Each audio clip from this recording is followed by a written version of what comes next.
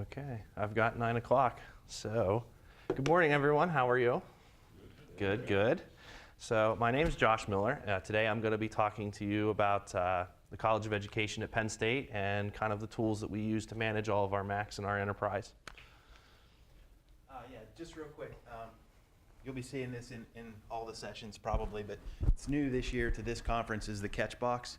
And we're going to want you, if you're asking a question, to get the catch box before you ask it so that it gets on the recording. So, and if you're going to ask any questions throughout the presentation, raise your hand, we'll get you the catch box. Okay, great. So we're going to talk about lifecycle management, so from when the Mac comes in to when the Mac is fully salvaged. So first thing we want to do is we want to define the lifecycle. So part of that is restoring a known good OS, applying the system settings, and deploying and updating software and keeping that software up to date. That way the system is kept in peak condition.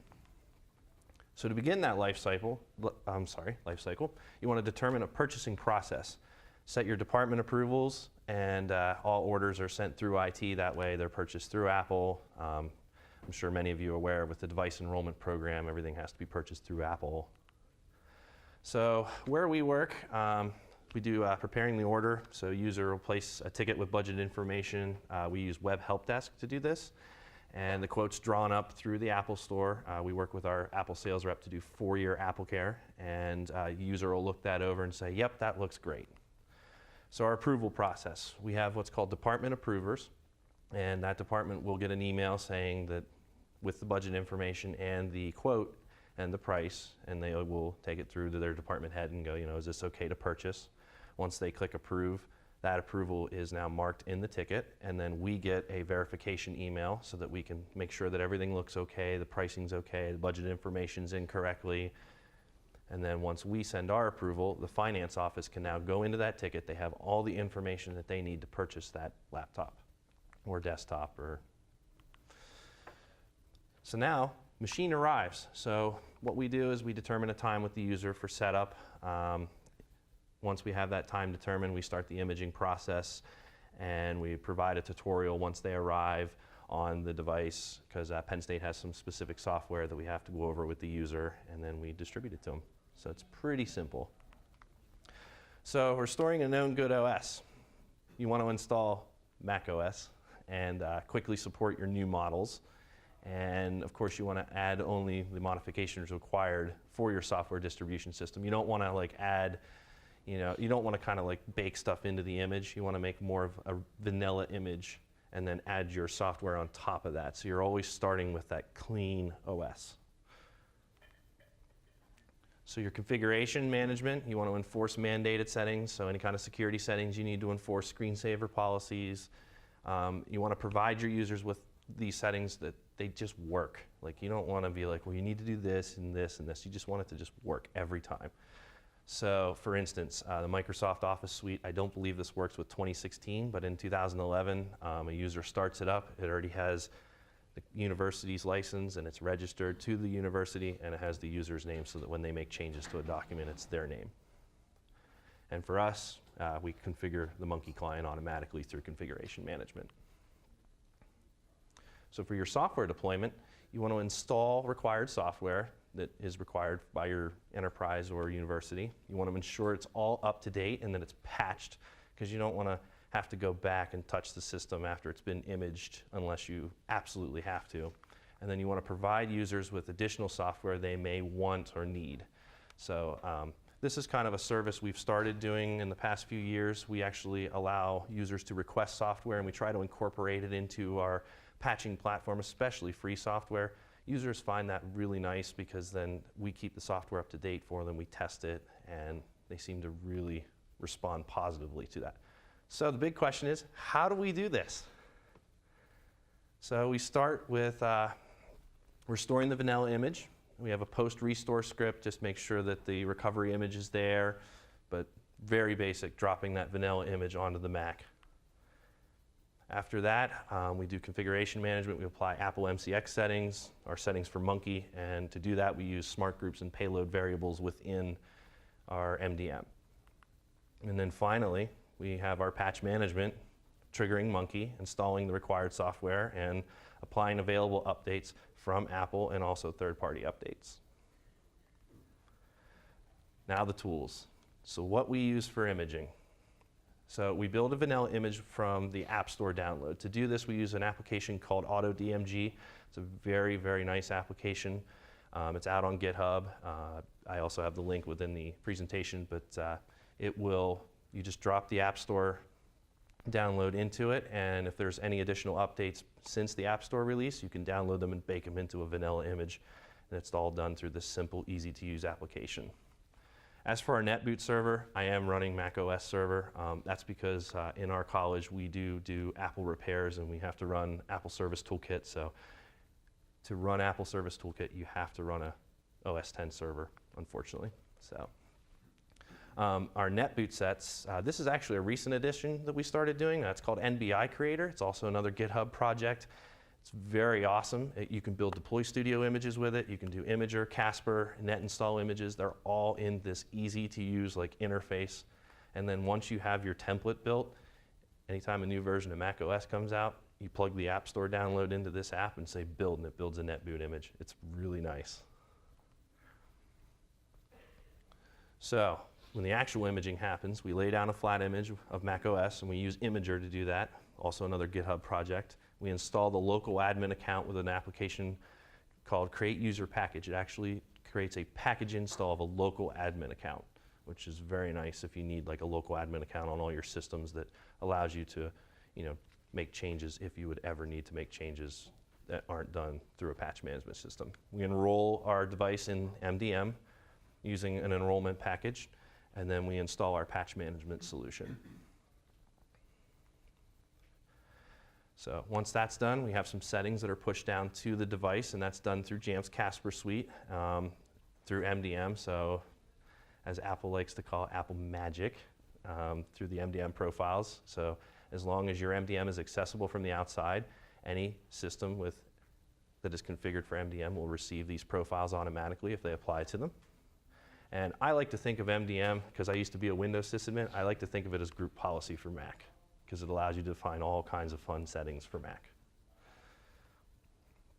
So what kind of configuration settings can we do? Well, you can set an Apple update to your local Apple SUSE server. So if you're running an Apple update server locally, you can change that with a configuration profile. You can restrict the install of OS updates of macOS. So what we like to do is make it so our users cannot download macOS from the App Store and install it themselves. They will actually get a prompt that says you're not allowed to install OS X. Please see your systems administrator. So you can set the screensaver and lock requirements.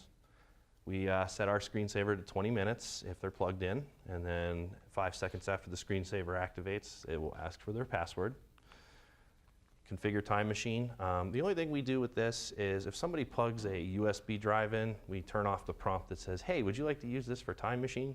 We just turn that off, because users, if they want to use it for time machine, will actually open time machine and do that. Change the look of the login window.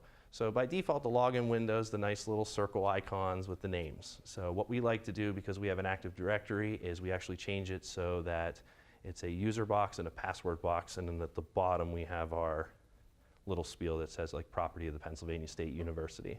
We also turn on the ability, if you click the clock in the right-hand corner, you can see the computer name, the build, the OS. It's kind of nice, so if a user's at the login screen and they're having issues, they can get their computer name really fast and easy. Wi-Fi and VPN settings. Penn State uses a Radius server to do their Wi-Fi, so I'm able to configure it through here and push it out to our clients instead of them having to go out and manually download settings.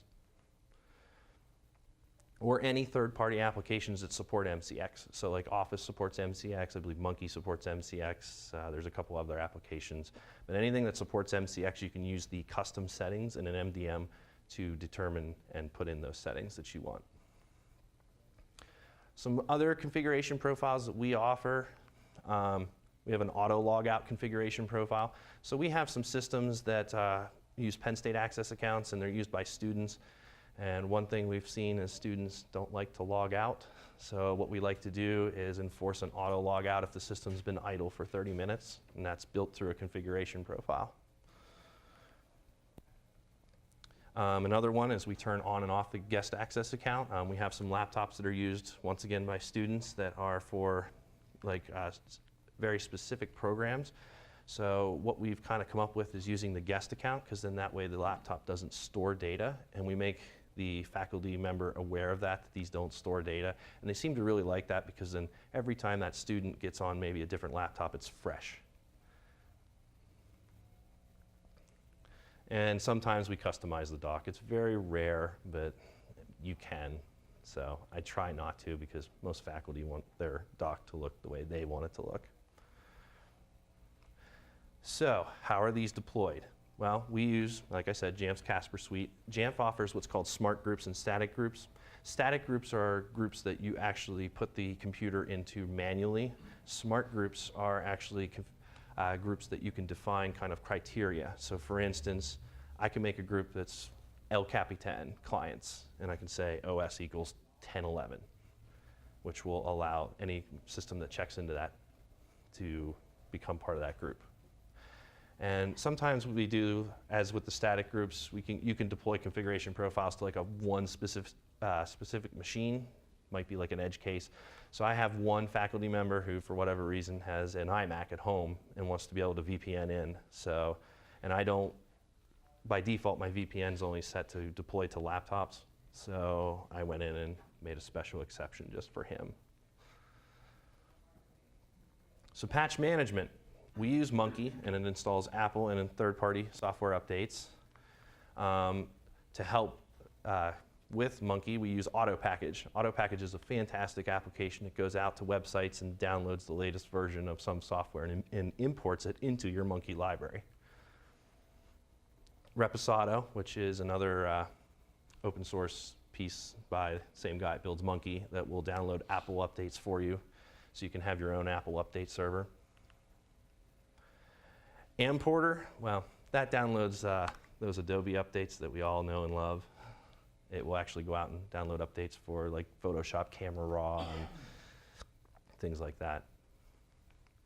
Munki Web Admin, this is actually pretty useful for our Windows sysadmins and our support specialists because it allows them to manage user manifests on the web. So if a user's like, I'd like to have this piece of software and it's not globally available, they can go into this web interface, find their manifest, and then just attach it to it. And as soon as that change is made, that user will have that available in Managed Software Center for them.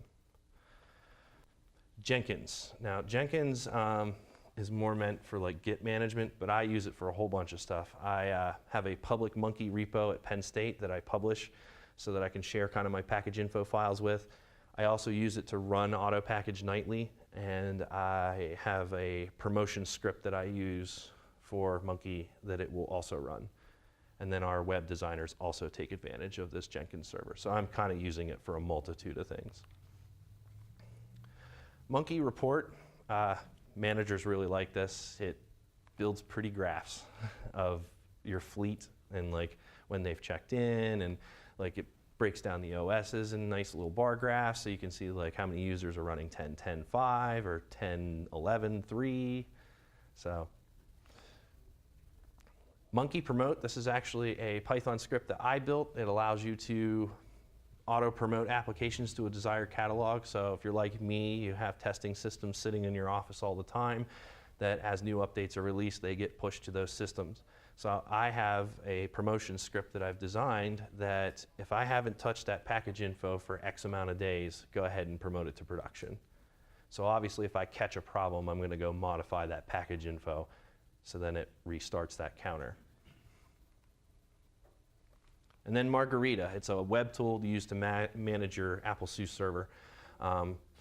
I actually modified a version, and I have a link to it here, that will support Active Directory logins, so that you can log into Margarita using an Active Directory login instead of it just being open.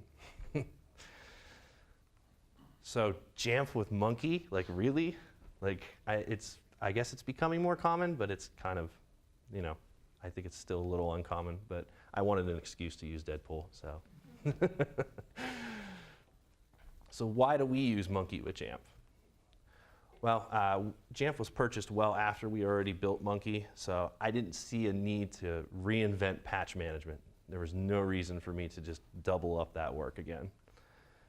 And then one thing I actually found out about JAMF is you build policies for your updates, and every new version you have to go in and kind of define the new policy. But, and that's similar to like Penn State's Big Fix. As new versions are released, they build new jobs for the new version.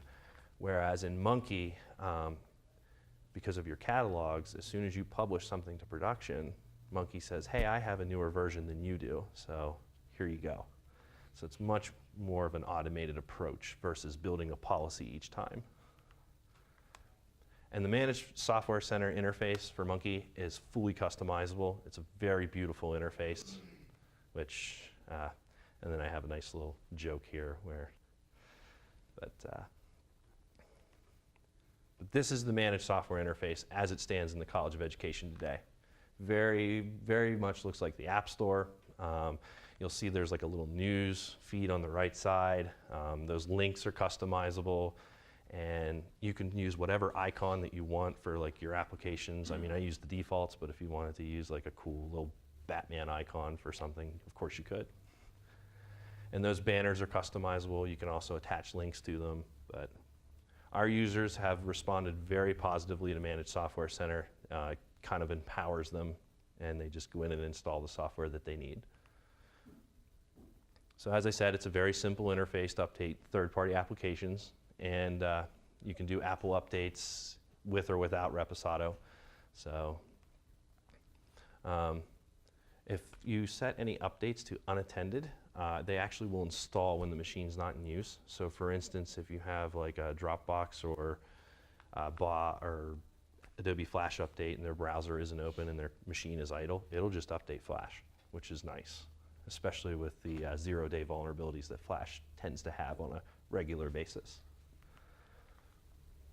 You can also force updates, so there'd be like a critical security update.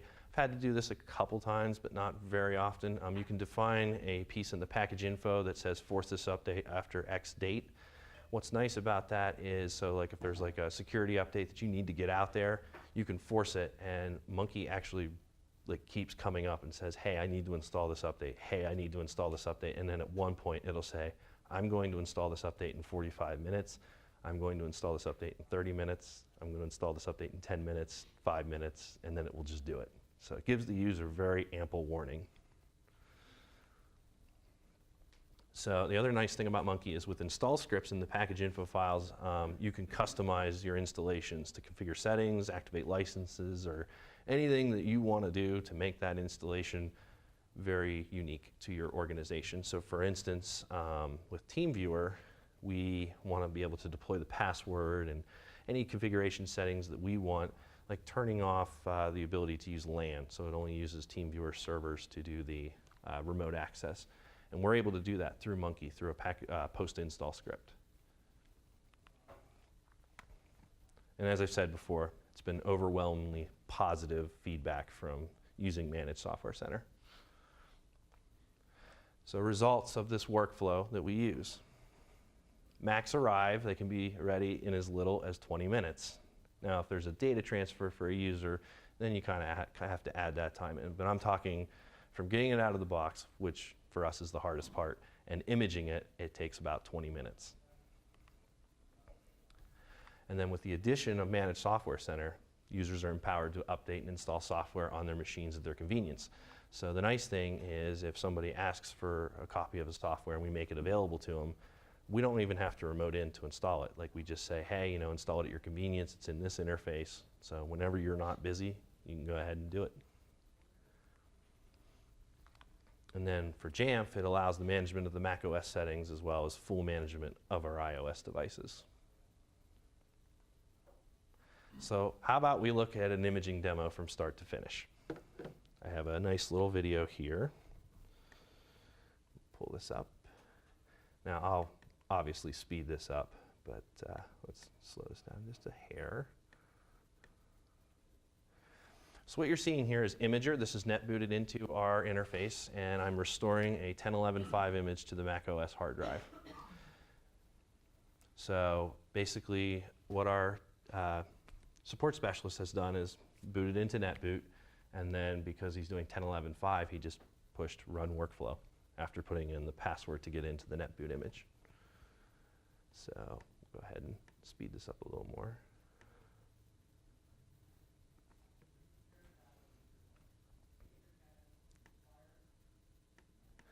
So what's happening here is this is the image or first boot script. So this is where I'm actually inserting some additional pieces after laying down that flat image. First thing I do is our local admin account, and then I'm dumping on the Munki tools, and finally the JAMF enrollment package, which will allow, and then it performs a reboot. Once that reboot is done, you'll see that Munki has come up and is now starting the install of all the software that we deem as part of our image. So you'll see Office is pulling down all the Office updates at the time. So go ahead and kick this up a little more. Now you're seeing it's pulling down Apple updates. Now it's performing the installs for each of these pieces of software.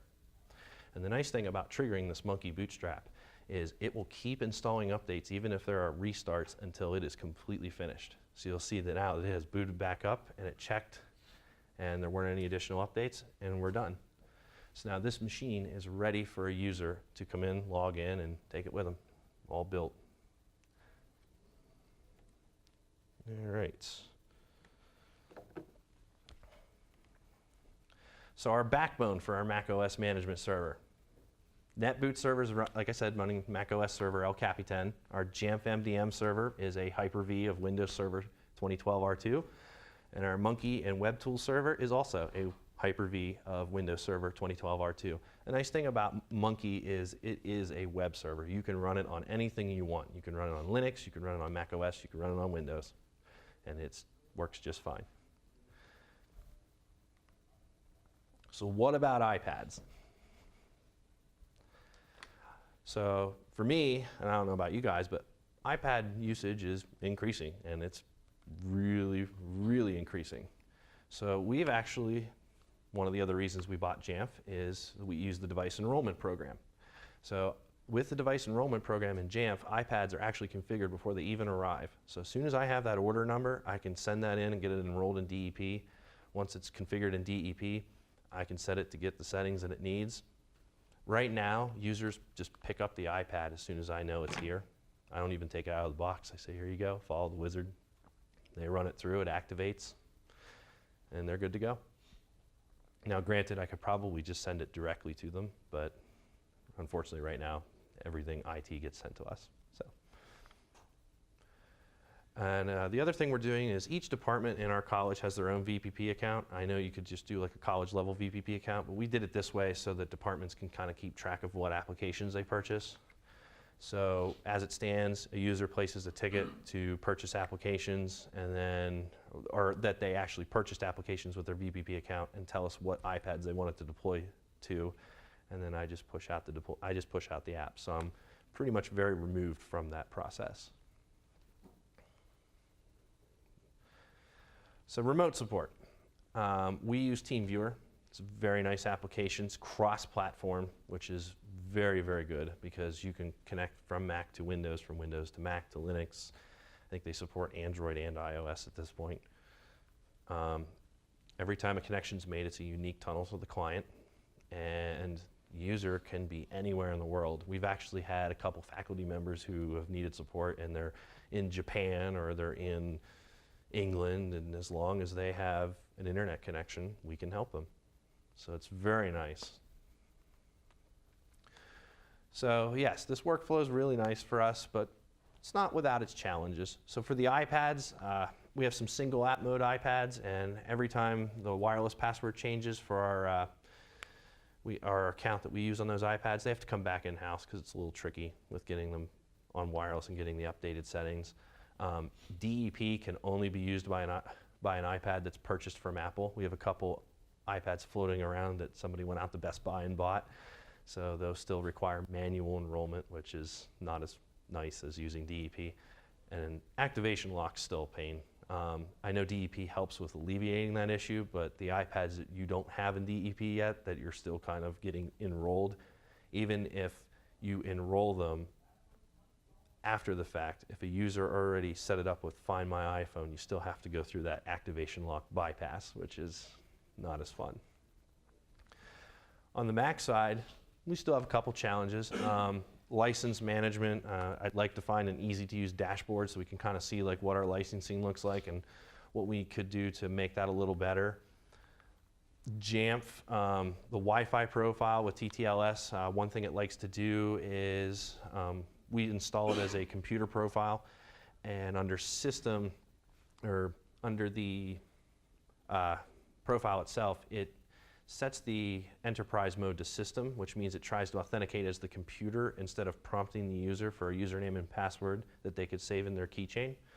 I've brought this issue up with them, but unfortunately it hasn't been addressed yet. But the link I have here in my PowerPoint, or I'm sorry, Keynote, you can actually click, and it's one of those ones that you can vote to like kind of get their attention to fix. Active Directory binding, I used to have a profile to do Active Directory binding, and then I noticed that it was randomly disappearing from like 10.9 and 10.10 clients, so I actually switched to the policy for binding Active Directory instead of the config profile. And lastly, the 802.1x Active Directory certificate issues. What we've seen is with JAMF, if you configure an 802.1x Active Directory certificate, it sets the computer name on the certificate to a GUID instead of the actual computer name. To get around that, I actually had to build the profile outside of JAMF and then sign it and upload it into JAMF so that they didn't mess with it. Full disk encryption, it's something we're working on in the College of Education. We've thought about using FileVault 2 with JAMF or SecureDoc, which also uses FileVault, but we haven't really determined what the best route is. One thing that, at least for us, is SecureDoc would give the university's help desk the ability to unlock the drives, whereas the FileVault 2 with JAMF wouldn't, but the application's a little flawed, so we're working with trying both to see what the best solution would be. A backup solution, the university solution's being retired. We were using TSM, so we've been looking at Mozy versus CrashPlan, but we haven't really determined the best solution just yet. We want to do more than just Time Machine. And then the device enrollment program on macOS. Local account creation, they just changed it to where you can skip it, but for some reason the management account, because that's the account that's created by JAMF, like I have to log in with that, which is a local admin, in order to like start the config. So once I log in, then the configuration profiles start downloading, the policies start coming to the system. It just seems kind of like a step I shouldn't have to do. And then also in the Apple Setup Wizard, the location settings still comes up. You can't skip it, which is kind of weird. If I was going to do DEP, I'd want it to like bind Active Directory, and then the user just logs in, and then it starts building the system. So I've left a lot of time so that we can have some questions and discussion, and if you guys want some hands-on looks at maybe like our MDM or Munki or anything, I'm happy to take those kind of questions. So I kind of want to open the floor up and let's start talking.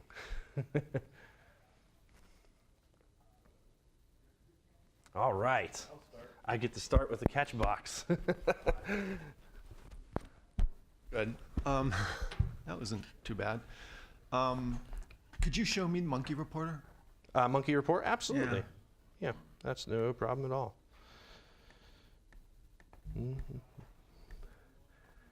All right, so let me pull over Safari.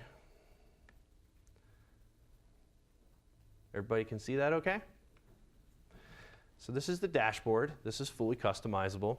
So you can see that right now I have 292 active clients, but I have 425 total, but it's summer at Penn State, so that kind of makes sense. You can see the current events that are happening, pending installs, pending Apple updates. You can come down here and see free disk space. I've got somebody that needs their battery replaced, and when you click on this, you can actually get detailed information about that. So it looks like David posts his wow, that battery is really beat up. So you can also, and you can drill into this. This is one of my favorites, uptime. So for instance, I don't know how I have people running machines that have been running for 10 months of uptime, but that's pretty impressive. Got some people at 2 months. These are people that, so when they call in and go, I'm having issues with my computer, I can be like, when's the last time you restarted? But yeah, you can, this is a nice interface. Here's the OS breakdown, hardware age. You can see I've got one machine in my fleet that's 9 years old, which is pretty impressive. But, and you can see your OS breakdown. I've still got some people on 10.11.4 and 10.11.3. So. Can it send out notifications? Can you send out to do I that? don't believe it can send out notifications, but what my manager has put in place is our support specialist is to go in here and look at these, and if he sees some things like battery issues or hard drive issues, he'll actually shoot out an email or he'll create a ticket on behalf of the user in our web help desk so that it notifies the user. Do you have a compliance policy regarding OS level or update level or anything like that? Right now, we're still supporting 10.7 through 10.11, but we've been starting to get flagged by security about 10.7. So I've actually been drawing up a policy that is going to either tell these people they either need to update or we need to take their machines offline because they're being flagged. I believe it's something with SSH with max retries where they can bypass and get root access. And I'm guessing this is smart group based as well, so you can do. This actually isn't smart group based. This is all determined based off the reporting that's done when the Munki client runs. So this is dynamically built as the machines check in. Are there additional customizable queries you can run against that?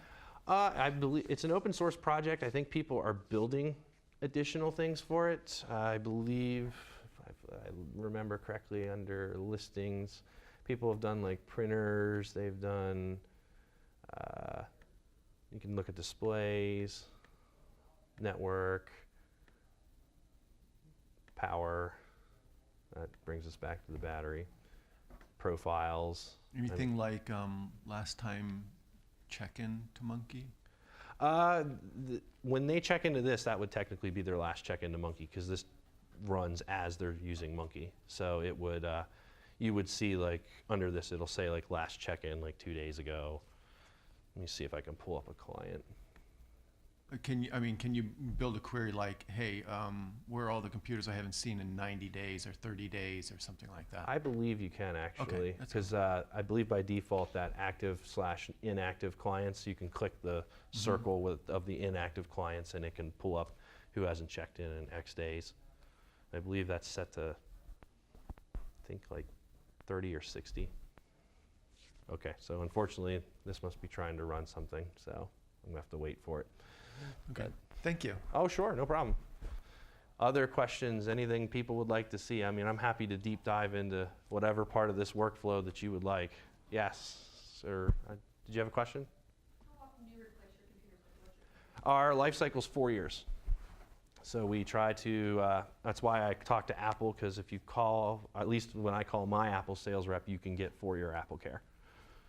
So, other things people would like to see. I'm happy to jump into absolutely every part of this workflow.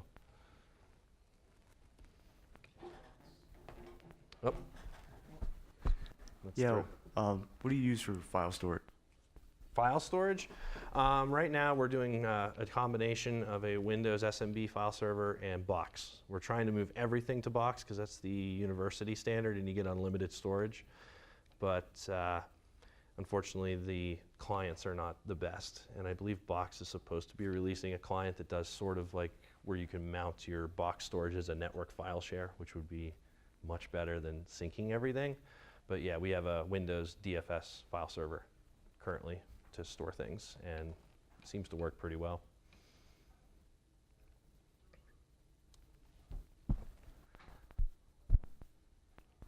I'd just be curious to hear more about your current discussion of the file vault versus the secure dock and some of your weighting on both sides of that. So secure dock, at least File Vault with JAMF, I've tested it, it works. But the problem there is only we can unlock it. So if a faculty member locks their system and can't get back in at like midnight or 1 in the morning, like we're not there. So the reason I'm trying to make SecureDoc work is because they could call the university help desk and they could actually unlock their system for them. So like that's one of the big benefits for us. But the issue with SecureDoc that I've seen is after it encrypts, it seems every DMG it tries to mount, it wants to encrypt. So then it eventually slows the system down to a complete halt. So I can't really deploy that. And so what the university's security services did for me is they disabled removable media encryption. But the problem there is every time I boot up my system, I get a prompt that says, enter your current password and use this challenge to enable remote media encryption. So there's been some catches with SecureDoc, but still working through it, unfortunately. As far as from the file vault side, you said as far as them not being able to unlock it, would you not be able to, or not wanting to cache the keys up to the JSS in that? Well, they're case, in the or is that- JSS, but then like we would be the only ones that have access because like the Penn State Service Desk, because we're a separate Active Directory, they can't log in Oh, and get okay. to it. That's the separate. Yeah, Okay. Penn State's still in the changing mode of getting to a one Active Directory, but that's a couple years out yet, I believe.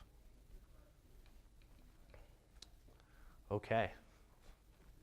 We gotta go all the way over there. Go long. I love it. Woo! How do you go about backing up user data? So laptops, desktops, how do you kind of keep that secure and save that from themselves? Currently, right now, we do allow users to do Time Machine and we do TSM, but TSM is unfortunately going away. The university is retiring that service. So we're looking into Mosey Crash Plan, and one of the biggest challenges we face there is like how do you determine like what is university data and what is personal data? Because if there's one thing I've learned with faculty, pictures, movies, it's a mixture. So one thing that was nice about Mosey is you can kind of set a guideline for your like default backup, and then if users want to add additional things to backup, they can. Have you ever done anything like the Open Directory and a redirected user profile No, anywhere? I have not. So, okay. Other questions or anything anybody wants to see? I mean, I can show off whatever you want. If you want to see Munki Web Admin or any tools, feel free. Batman. Okay, sure, absolutely. So what you're seeing here is Greg updated this. It only does manifest editing and package info. It used to do reporting, obviously doesn't anymore with Munki Report and Sal out there. But you can see this is our group's testing manifest, and you can see I pretty much add everything for optional for us so that I can kind of test all the installs. But like I can click on a client, and what's nice about this interface is you can actually just drag these. It's very like intuitive, but I'm going to go ahead and cancel that. So very basic, but it's very intuitive, and I have Active Directory on that as well, so users log in with their AD accounts. Do you still use BigFix for any software deployment at all, or are you strictly Reporting, that's the only thing I have it on there for, just so that my machines report in, and so if we need to track the Adobe licenses, because they ask for that every year. So Yeah, I was gonna say, does the Adobe stuff come through the App Store and not through it still BigFix? comes through Munki. I actually download all the installers and import them in there, because then that way I can make them available to users to install instead of kind of a forced install. I know BigFix has started some work on a self-service interface, and it's coming along, but it's because I have this, like I can't really switch right now. Yeah. With the Adobe stuff, do you have to point that back to like a licensed server at Penn State or Nope. anything, or is it just? It's all the way they built those packages, because they have access to the Adobe Cloud Packager. They build them so that they're licensed and the updates are turned off. So seems to work pretty well for me. It's just a box folder. You can email Tim White, I believe, for access to that.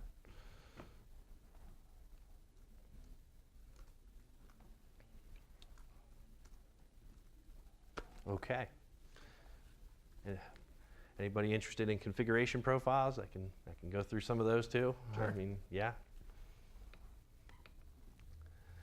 All right, well, let me get logged back in first. So you can see here I've got quite a few configuration profiles. I keep my old ones, like in case I ever need to go back to them for reference. But for instance, here's the Munki configuration profile. I'm using custom settings. So what I'm doing on this profile is I'm adding all the things needed in order for Munki to check in and download updates. And then I'm also, it's the one modification I make to the dock. I add Munki to the dock no matter what, because we want to make it kind of like the hub for everyone to get software, to ask for help, to kind of like all things College of Education that you need help with. You click this one icon and it's all there. So I actually have it on my dock, and if I pull it up, there it is. And all these links, and the nice thing about the links is they stay inside Managed Software Center. So if I click our help desk link, if it actually pulls up here, or any of them.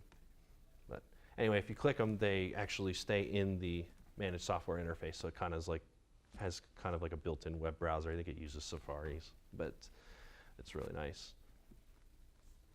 And so for instance, if I wanted to get rid of Adobe Digital Editions, I just click the button and now it's removing. So. The software you put into that can be any Mac software that you get that you just Correct. package in. Yep, and everybody's can look different. You can set up a global manifest that's like your software that's available to everybody. And then what we do is we have user manifests that include the global manifest. So the user manifest, you can add additional pieces of software to that user so that they're basically, it's a customized install. So like you can customize by faculty member, which is really nice. So, but.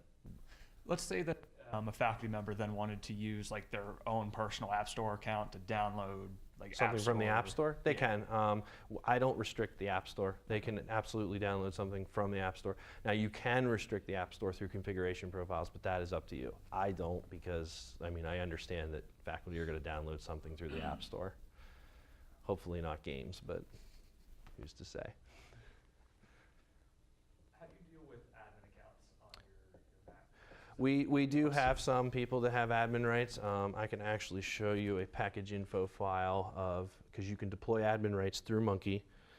Let me see if I can pull that up in GitLab. And what's nice about this is I actually create a manifest. Oh, what's that, the other one?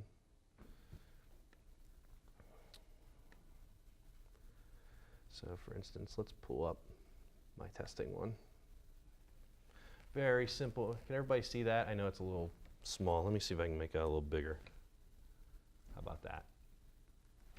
So basically it's an admin privilege. It's a no package script. So all it is a package info file. It looks to read to see that they're an admin, and if they aren't, then grant them the admin rights. What's nice about this is you make it a managed install so that it grants the next time, as long as they've been approved for admin rights. So we actually have an approval process in our help desk that goes to our IT manager and then to the associate dean, so that we can have record that they requested admin rights, and the user actually has to put a legitimate reason why they need admin rights, because most people don't, but if they do. So Does this let you track what they do as an admin then? no, it just grants them the admin rights, and then it gives us the ability, if we ever needed to revoke, we can revoke it automatically as a managed uninstall. I'm actually working with our college to kind of come up with a plan where users may have to reapply every year, so that, because like that gives us a chance to be like, you know, what aren't we doing that we could be doing to help better your needs? Do you know what that answer to that question is offhand? What do they need admin rights for? Well, a lot of people say it's certain software that we don't offer. Most of the time it's free software, so then I do try to incorporate it into Managed Software Center. Other times it's licensed software that's single user license, and you have to kind of work with the vendor to kind of do a licensing scheme. So We had that issue with Smart Notebook, but we actually just purchased it for the college, so the college can now use Smart Notebook. But other things people want to see, talk about, I mean, I can do this all day. What's the university stance on BYOD? Well, for BYOD, we haven't really done like enrollment. We've talked about it in the College of Ed of doing like very basic configuration profiles for like email, for things like that. But unfortunately, the university doesn't have a defined email solution yet. Some people are running Exchange. The university has a UCS license, and they still have webmail with IMAP and POP. So until that actually becomes a unified solution, it's kind of hard to do BYOD. But I'd love to do like deploying wireless profiles and stuff like that, because you can do personal devices in JAMF. So. How do you handle dual boot and VM machines, if you have any? I don't have any dual boot machines. VMs, unfortunately, I've been looking for a way to deploy. We do VirtualBox because it's free. We can deploy VirtualBox, but I haven't found the best way to deploy like a Windows 10 or Windows 7 image yet, like with it, because they're so big. But so that's part still kind of manual. But I mean, we have very few people, maybe like 5, that actually do VMs. I've been working with our Windows sysadmin to kind of see what those apps are that maybe we could make them like remote apps and do RDP, and then you wouldn't need the VM.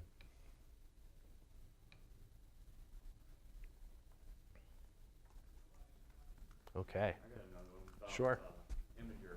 Sure. What? Oh, yep. Yeah, I mean, you create your image. You say you just do just a plain Jane vanilla OS X image. Yep. Using Imager, you create it, or do you create the image? That's done with NBI Creator. That actually is, I can bring that tool up. I don't know if mine's up to date, but this is NBI Creator.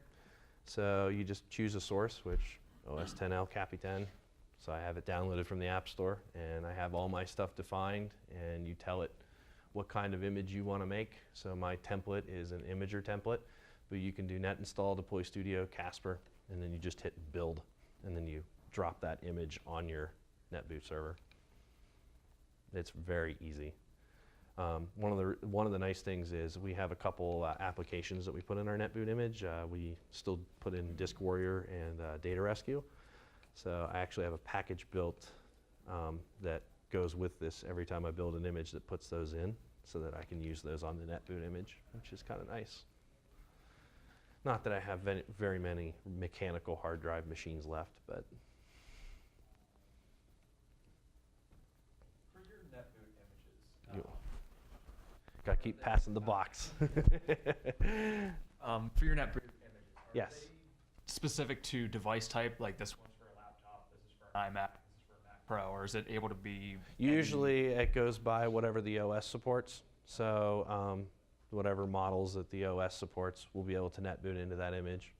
And what will it tell you, like? It does that automatically because it pulls it from the OS install.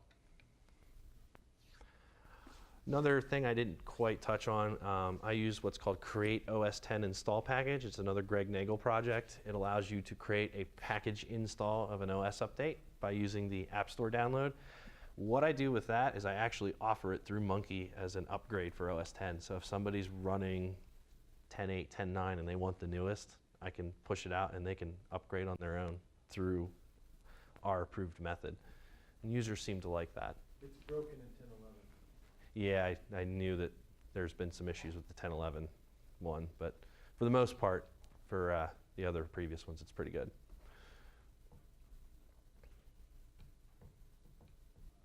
All the way back. Earlier you say about you back up your computer. Do you back up all your computers, or do you just do particular ones? That's up to the departments. The departments will determine who they want to allow to back up, because with TSM there is a cost. So they, it's pretty cheap, but like they determine who they want to back up and who doesn't. So Full I disk user? think TSM is pretty much full disk, unfortunately. But yes, I would like a backup solution that does just user.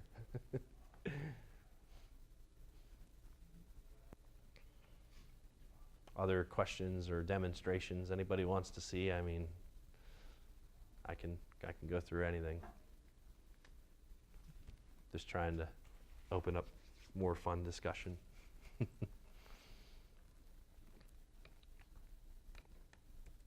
Oh. Ooh, that was cool. My system decided to restart. Well, I actually think that was Secure Dock. It's another challenge of Secure Dock. Sometimes I have a random reboot. So I'll be right back. Secure Dock work just like FileVault? Yeah, it uses FileVault to encrypt the drive. It's just it allows it to communicate with a server, a centralized server that you could go in and pull the key from. Yeah. That's the issue we have is that nobody restarts the computers, so FileVault's worthless. Mm-hmm. Because they're never restarting, it's never encrypted. True. That's also true. Like, because when you're logged in, it's decrypted. So, and if nobody reboots.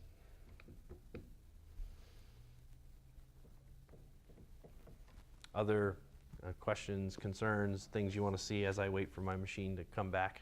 Do you actually have a set policy in place to require all your departments to go through IT to purchase machines? Yes, we worked with the finance office to make sure that all purchases IT related are done through the help desk, and that the finance office, if they try to purchase, now they can purchase like little accessories with their P card, but like if they're going to purchase a computer, it has to come through us, because finance will actually turn it down as it's coming through. So I do highly recommend doing that, because it definitely streamlines the process. Well, it almost made it. So I just wanted to comment about what this gentleman just said about people never restarting. Yes. So how we've kind of gone against that at my location. I work for Penn State, but I'm at Altoona, which is a campus about 40 minutes from here.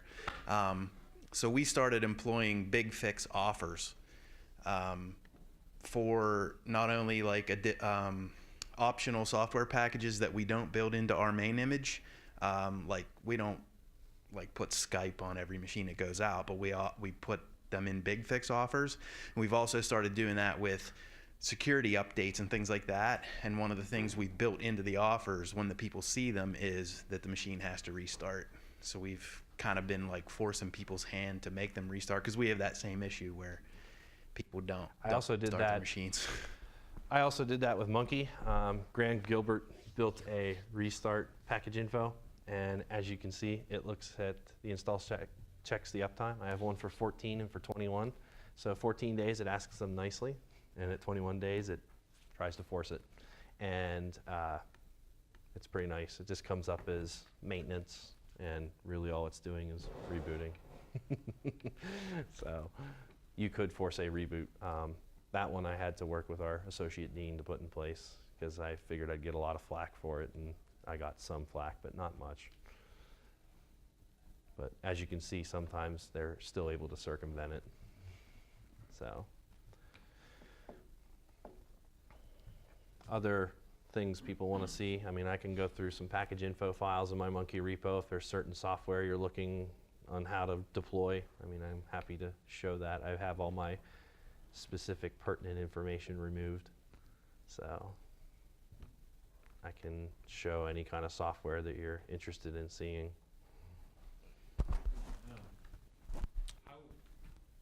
We just started looking into using Active Directory for after we deploy things. Like, how basically is it working for you?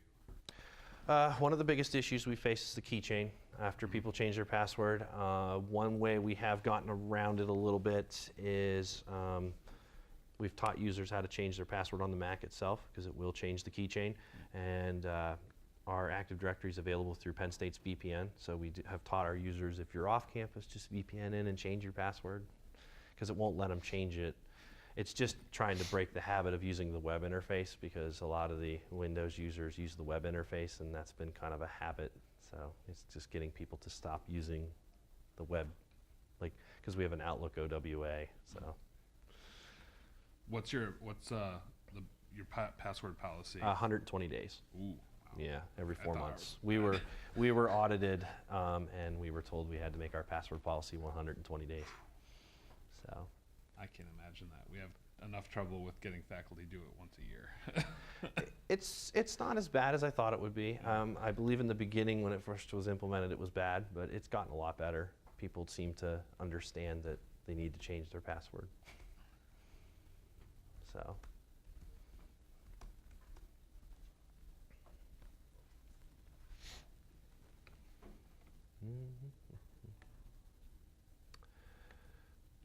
So another thing I can show off here in JAMF is, let's see here. Oh yes, show you my auto logout. Very simple. Basically, it goes in the .global preferences file, and you put in auto logout delay is 2700, which I believe is 30 minutes. So very basic, and if anybody wants a copy of this, just let me know, and I can download this profile and just decrypt it and give it to you. I mean, I can make any of these profiles available if you're interested in any of them. But some of the other things I like to do, I have very few people that use the library VPN, so here's adding the library VPN at Penn State. Very simple, nothing too extravagant. And then I use, for our regular VPN, this is where I use the smart groups. And then you can see I've got a couple smart groups for versions of OS 10, any machines that aren't bound, any machines that don't have users assigned, departments, don't have departments, Mac laptops, Mac desktop, the firewall's off, because I have a policy that's a Python script that turns the firewall on if somehow someone's turned it off. So smart groups are really nice because you can basically build criteria on what you're looking for. So under the criteria tab, department is or computer name is not.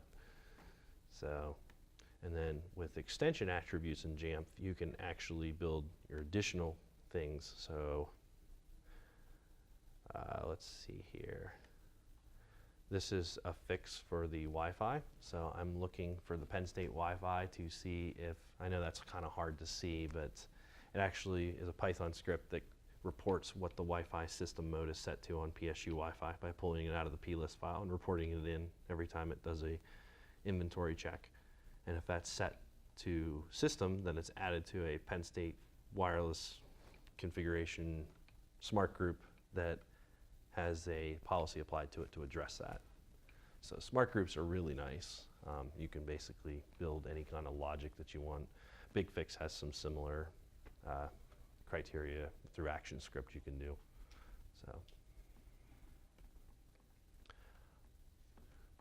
other things people want to see, we've still got a little bit of time, so I mean, I can drill into anything. I mean, just trying to keep the fun going. I'm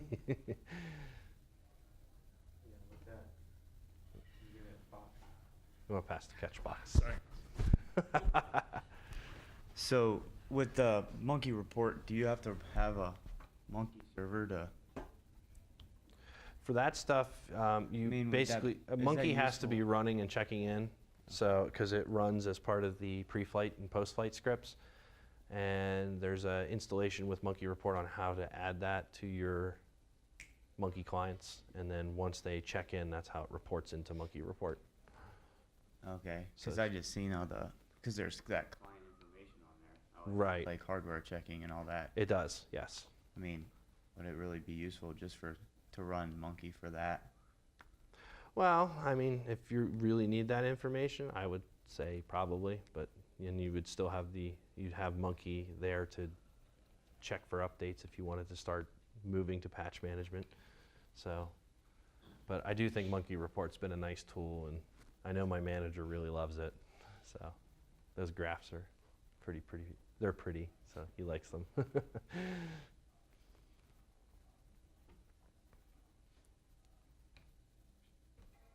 Any other things anybody wants to see? I mean, like I said, we've got about 15 minutes, so other things I need to drill into?